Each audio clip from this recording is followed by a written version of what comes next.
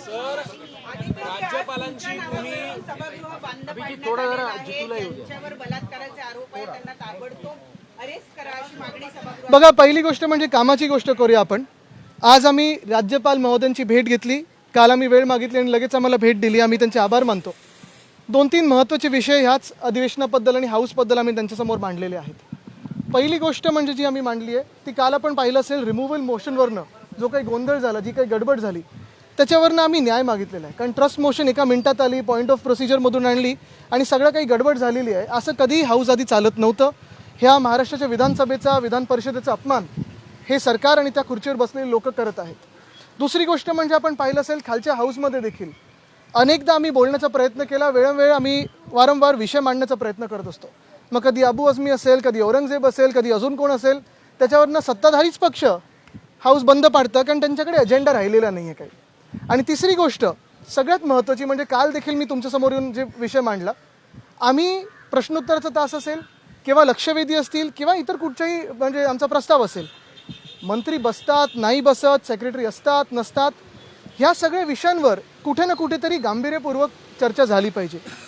आम्ही विनंती राज्यपाल महोदयाने ही केलेली आहे की त्यांनी सरकारमधले प्रतिनिधी बोलून घ्यावे आणि त्यांना समज द्यावं, मुख्यमंत्र्यांना बोलून घ्यावं आणि मुख्यमंत्री महोदयांनी सगळ्याच कॅबिनेट मंत्र्यांना समज द्यावी की उत्तर स्वतःची स्वतः द्यावी, अभ्यासपूर्वक द्यावी, अभ्यास करून यावं आणि विधानसभा किंवा विधान परिषद चालू असताना मंत्र्यांनी तिथे हजर राहावं, सगळे अधिकाऱ्यांनी तिथे हजर राहावं. काल आपण पाहिलं असेल, नाना पाटोळे साहेब बोलायला उभे राहिले तेव्हा आम्ही तर प्रश्न विचारलेच की मंत्री कुठे आहेत. एक मंत्री बसले होते, तेही तिसऱ्या रांगेत. ती अदृश्य गॅलरी जी असते तिथे एक सुद्धा सेक्रेटरी नाही, डेप्युटी सेक्रेटरी नाही, खात्याचं कोणी घेणं देणं असलेला माणूस नाही, PA नाही. आणि हे सगळं होत असताना फक्त आम्ही विरोधी पक्ष म्हणून नाही, तर आज जनतेतून निवडून आलेले आमदार म्हणून इथे आलेलो आहोत. कारण आम्ही जनतेचे प्रश्न मांडत असतो. सत्ताधारी आमदारांसारखं हाऊस आम्ही बंद पाडत नाही, पण विषयावर चर्चा करताना मंत्र्यांना गांभीर्य असायला पाहिजे. सत्ताधारी लोक काल देखील, सत्ताधारी आमदार देखील काल आमच्यासोबत सुरत सूर मिळवून त्यांनी देखील हाऊस 10 मिनिटासाठी तहकूब करून घेतलं. कारण ते देखील म्हणत आहेत की सत्ताधारी पक्षातले असो की विरोधी पक्षातले असो, जे काही आमच्या मागण्या असतील, कपात सूचना असतील, जे काही आमची विनंती असतील, ह्या सगळ्या चर्चेच्या तिथे मंत्र्यांकडून गांभीर्यपूर्वक विचार झाला पाहिजे. बघा, आम्ही त्याच्यासाठी आलेलो नाहीच आहे. कारण विरोधी पक्ष नेत्याचं आम्हाला उत्तर हे अध्यक्ष महोदयांकडून येणं बाकी आहे. आमची ही अपेक्षा आहे, अजूनही चांगल्यात आमचा विश्वास आहे आणि हा विश्वास आहे की लोकशाहीचं जे काही आत्तापर्यंत प्रथा परंपरा पाळत आलेलो आहोत ती पाळली जाईल आणि आम्हाला विरोधी पक्ष नेता दिला जाईल. कालपासून जे तुमच्यावर आरोप होत आहेत, कालपासून तुमच्यावर जे आरोप होत आहेत, सुरुवातीला तुम्ही ज्या गोष्टीचा उल्लेख केलात की तुमच्यावर देखील आरोप होत आहेत, कालपासून आज सभागृह देखील बंद पाडण्यात आले. आता तुम्ही पण ह्या गोष्टीशी साक्ष आहात. गेले 5 वर्ष बदनामीचा प्रयत्न हा होतच आहे सातत्याने. कोर्टात आहे, कोर्टात बोलू. पण महत्त्वाची गोष्ट हीच आहे, मी तुम्हाला वारंवार सांगितलेलं आहे की आम्ही, आणि खास करून आपण पाहिलं असेल माझं ट्विट असेल किंवा आम्ही सगळेच एकत्र आम्ही ह्या सरकारला ह्या एका अधिवेशनामध्ये एक्सपोज केलेलं आहे. फक्त आम्ही नाही तर संघाने पण एक्सपोज केलं आहे. काल तर संघातले देखील लोक बोललेत ना की औरंगजेब विषय हा चुकीचा आहे. मग आता भाजपचे मंत्री त्यांच्यावर कारवाई करायला मागणार का? आज आम्ही हाच प्रश्न विचारत आहे की महाराष्ट्र हा नेऊन कुठे ठेवलेला आहे.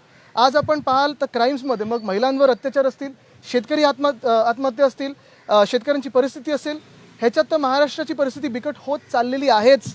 पण त्याचसोबत माझ्या सगळ्या सहकार्याने इथे त्यांच्या अधिवेशनाच्या भाषणामध्ये अर्थसंकल्पावर बोलताना भाजपचे जे किंवा ह्या महाझुटीचे जे काही प्रमुख मुद्दे होते ज्याच्यावर निवडणूक जिंकले असं ते बोलतात, निवडणूक जिंकले हे निवडणूक आयोगामुळे, वोटर फ्रॉडमुळे, तरी देखील जे काही त्यांचे 10 मुद्दे होते एक सुद्धा मुद्दा ह्या अर्थसंकल्पात आलेला नाही आहे. त्यांना त्याच्यावर एक्सपोज केलं, आम्ही त्याच्यावर औरंगजेबावर एक्सपोज केलेलं आहे, त्यांच्या हिंदुत्वावर एक्सपोज केलेलं आहे. प्रत्येक गोष्टीवर एक्सपोज केल्यानंतर राजीनामा द्यायला लागला आणि हे सगळं झाल्यानंतर आपण पाहताय की आज हाऊस बंद कशावरनं पाडायचं, तर माझ्यावरनं पाडायचं, पाडू द्या. पण जनता हाच सवाल विचारत आहे की तुम्ही तर सत्ताधारी पक्षातले आमदार आहात, तुम्हाला जर निवडून दिलं असेल आम्ही तर काम करायला निवडून दिलेलं आहे, महाराष्ट्राबद्दल बोलायला दिलेलं आहे, बोला ना महाराष्ट्राबद्दल, चर्चा करा. आदित्यजी, आपण पाहिलं असेल तर अर्थसंकल्प याचिका पुन्हा एकदा दाखल केलेली आहे. इतक्या दिवसानंतर हे प्रकरण पुन्हा का आलं असं आपल्याला? मी हेच तुम्हाला सांगतो ना, 5 वर्ष सतत हे जे काही चालू आहे, कोर्टात जे होईल ते होईल.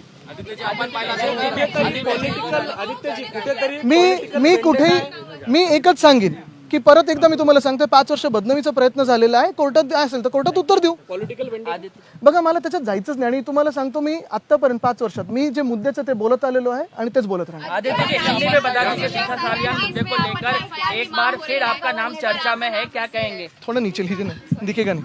आदित्य, हाँ एक ही सवाल है ना आपका. यही पहले तो मैं काम की बात करता हूँ. आज हमने महाराष्ट्र राज्य के राज्यपाल महोदय से समय मांगा था, उन्होंने समय दिया भी.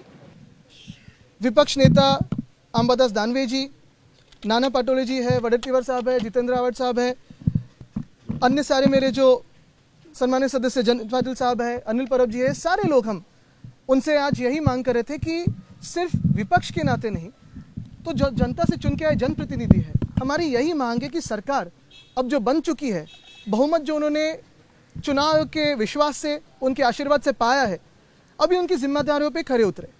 हम जो बातें करते हैं और आज जो हमने मांग की है वो यही है. एक तो कल आपने देखा होगा विधान परिषद में पहले जैसे कभी नहीं वैसे ही हमारे रिमूवल मोशन को ठुकराया गया. ट्रस्ट मोशन 1 मिनट में एक अपारंपरिक पद्धति से लाया गया. दूसरी बात यही होती है कि जो भी विषय जो भी सवाल विधिमंडल में करते हैं, विधायक के नाते करते हैं, तो सरकार के मंत्री वहाँ बैठे तो सुनते ले. और सिर्फ ऑपोजिशन के विधायक नहीं, सिर्फ विपक्ष के विधायक नहीं, तो सत्ताधारी पक्ष से भी विधायक जो है कल उन्होंने भी हमारे साथ सुर में सुर मिला के हाउस को अडजन करवाया, क्योंकि सिर्फ एक मंत्री बैठे हुए थे.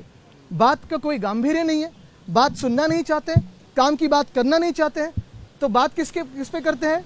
फिर वो कभी अबू आजमी हो, औरंगजेब हो, ये हो वो हो, विषय को कहीं अलग मन विचलित करने के लिए, लक्ष्य विचलित करने के लिए कोशिश करते हैं.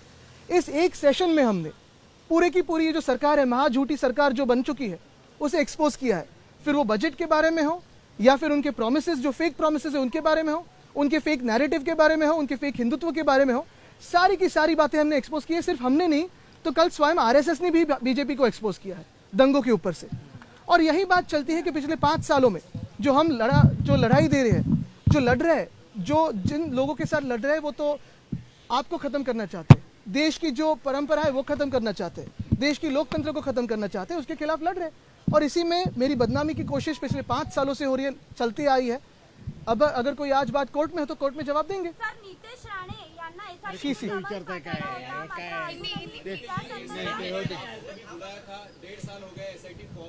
देखिए मैं तो लड़ते आया हूँ और अभी भी आप ही के लोगों में हूँ. लोगों से जो लोगों के काम है वो लेके जा रहा हूँ. मात्र यही है कि बदनामी की कोशिश चलती रहेगी, मेरी लड़ाई इस देश के लिए चलती रहेगी. आदित्य, सवाल ये है कि 5 साल के बाद अचानक इस मुद्दे को क्यों उठाया गया? ये सवाल मेरे लिए नहीं, सवाल आप सबके लिए. एबीपी माझा, उघडा डोळे बघा नीट.